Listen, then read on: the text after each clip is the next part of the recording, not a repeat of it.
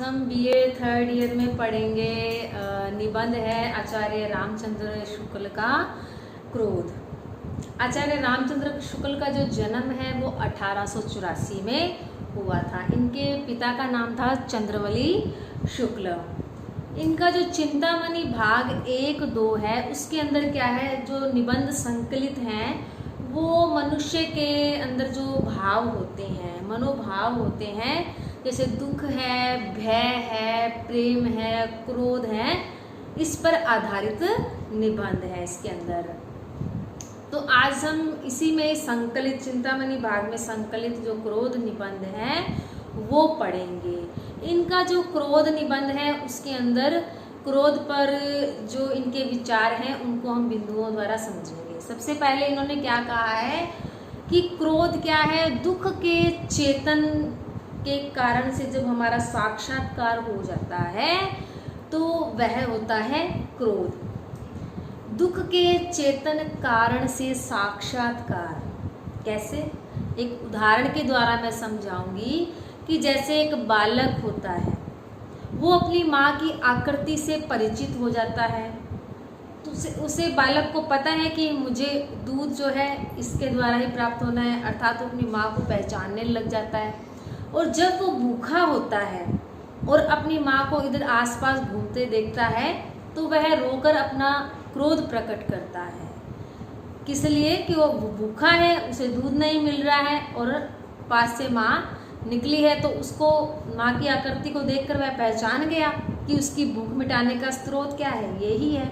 तो उसे अपने दुख का चेतन कारण पता है, अर्थात इस कारण क्या है, उसे दुख हो रहा है। तो दुख, क्रोध क्या है, दुख के चेतन कारण से साक्षात्कार है। जैसे मैंने बालक का बताया आपको कि उसे दुख का अनुभव हो जाता है क्योंकि वो भूखा है, वो रोएगा, माँ की आकृति वो पहचानता है और उसे फिर क्रोध आएगा, वो क्रोध प्रकट करता है। क्योंकि बालक क्या है, बोलकर नहीं बता सकता, वो रोकर ही बता सकता है, अपना क्रोध प्रकट कर सकता है। इसका मैं एक और उदाहरण बताऊं। क्रोध का जो प्रतिकार है, अर्थात बदले की भावना पर आधारित जो क्रोध होता है वो कैसा होता है। मान लीजिए आप किसी ट्रेन में जा रहे हैं और अचानक से साथ वाले ने बैठे बैठे आपके एक तमाचा जड़ दिया, तो आपने भी क्या है, बदले में एक तमाचा जड़ दिया। यह तो हो गया क्रोध का प्रतिकार। उसके बाद तीसरे पॉइंट में हम जानेंगे कि क्रोध की आवश्यकता क्यों है। क्रोध की आवश्यकता इसलिए पड़ती है क्योंकि हमारे साथ जब अन्याय होता जाएगा, दुख अत्याचार होता जाएगा हमारे साथ, हम दूसरों के द्वारा जो हमें कष्ट दिए जा रहे हैं हम उसको सहन करते जाएंगे, तो इससे क्या है, उस कष्ट से निवारण ही नहीं प्राप्त होगा हमें, अर्थात वो कष्ट हमें ताउम्र मिलता ही रहेगा। तो अपने जीवन के कष्ट के निवारण के लिए जो हमें दूसरों से प्राप्त हो रहे हैं तो उसके लिए क्रोध की आवश्यकता पड़ती है। अर्थात क्या है कि यदि हम दूसरों के द्वारा किए गए अत्याचारों को सहन ही करते रहेंगे तो यह भी क्या है, हमारे कष्ट का निवारण कभी भी नहीं होगा। अर्थात कष्ट के निवारण के लिए भी क्या है, क्रोध का आना आवश्यक है। मान लीजिए कोई पड़ोसी है, वो रोज आपके घर आकर के आपको 2-4 बातें सुना जाता है। आप एक दिन सुनोगे, 2 दिन सुनोगे, 3 दिन सुनोगे, अर्थात चौथे दिन आप भी क्या करोगे, जाकर के उसको पीट आओगे।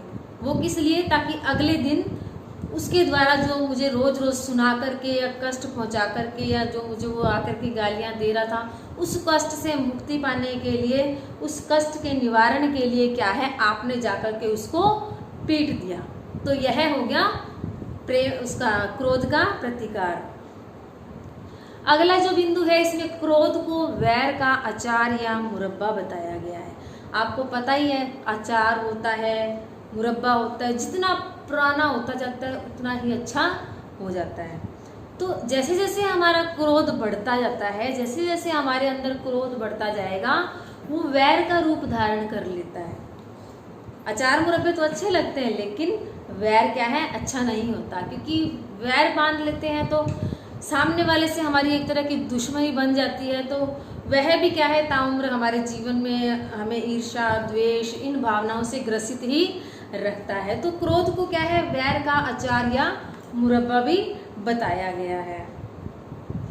उसके बाद हम जानेंगे कि क्रोध के जो प्रेरक तत्व होते हैं वो कौन से हैं।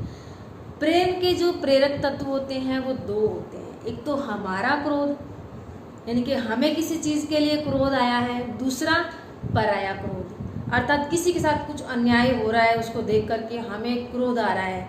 किसी के साथ कुछ बुरा हो रहा है, अत्याचार हो रहा है, मतलब दूसरे के लिए आया हुआ क्रोध, पराई के लिए आया हुआ क्रोध, और एक स्वयं के लिए आया हुआ क्रोध। तो क्रोध के दो प्रकार होते हैं। क्रोध में क्या है, चिड़चिड़ापन होता है। आपने देखा होगा जिसे क्रोध आया होता है वो क्या है, उसकी आंखें तमतमा जाती हैं, चेहरा लाल हो जाता है ना, उसको चिड़चिड़ा सा होता है, किसी से बात नहीं करेगा, कोई कुछ कहे वो सुनेगा ही नहीं, उसे यहाँ तक कि इतना भी ध्यान नहीं रहता कि सामने वाले ने जो उसके साथ बुरा किया है वो उसे दुख देने के लिए उसके मन में वो भावना थी भी या नहीं। क्रोध के अंदर यह सब कुछ भी भूल जाते हैं, अर्थात पूरी तरह से व्यक्ति क्या है, चिड़चिड़ा हो जाता है। तो क्रोध क्या है, सबसे ज़्यादा फुर्तीला होता है। फुर्तीला कैसे होता है, मान लीजिए हम चूल्हा जगा रहे हैं, चूल्हा जगाए जा रहे हैं, लेकिन क्या है, वो चूल्हा नहीं जग रहा है, तो गुस्से में आकर हम क्या करेंगे, क्या करते हैं, एक विद्वान का उदाहरण दिए इसमें तो, लेकिन मैं अपनी तरीके से बता रही हूँ आपको कि चूल्हा नहीं जग रहा है तो हमें क्रोध आएगा, हम क्या करेंगे, गुस्से में उसमें पानी डाल के एक साइड में बैठ जाएंगे। तो यह क्या है, क्रोध जो होता है वो फुर्तीला इसलिए कि तुरंत प्रभाव करता है, ये तुरंत हमारी बॉडी को प्रभावित करता है।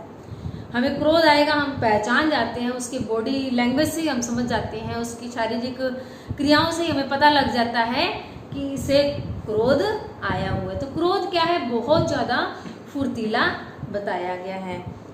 अगला जो पॉइंट है वो है शांति को भंग करने वाला मनोविकार है ये, क्योंकि क्रोध क्या है, एक जगह तो अच्छा भी है, क्योंकि हम अत्याचारों से अपने जीवन में जो कष्ट दे रहा है कोई हमें, तो उससे मुक्ति प्राप्त करने के लिए क्या है, क्रोध की आवश्यकता भी है। लेकिन इसका दूसरा एक पहलू क्या है, दूसरा पहलू यह है कि क्रोध क्या होता है, वह शांति भंग करने वाला भी है, क्योंकि जहाँ क्रोध हो जाएगा उसका मन क्या है, अशांत रहेगा। उसके लिए किसी के प्रति मान लो क्रोध आया हुआ है तो हम दिन रात उसके बारे में ही सोचते रहेंगे कि हम उसे किस तरह से कष्ट पहुंचाए, या हम किसी को जेलिस करते हैं, देख करके हमें क्रोध आ रहा है कि वो इतनी तरक्की कैसे कर रहा है, या किसी भी बात में हमें किसी को देख करके क्रोध आ रहा है तो हम उसको नीचा दिखाने का प्रयास करेंगे, और उसके लिए हम दिन रात, हमारा दिमाग जो है अशांत रहेगा, मन अशांत रहेगा, मन में चिड़चिड़ाहट रहेगी। तो ये क्या है, सारे क्रोध के क्या है, विपरीत भी हैं तत्व, कि क्रोध को इसमें अच्छा भी नहीं बताया जा रहा है कि क्रोध भी क्या है, नहीं करना चाहिए इंसान को, लेकिन जहाँ आवश्यकता होती है वहाँ क्रोध करना चाहिए।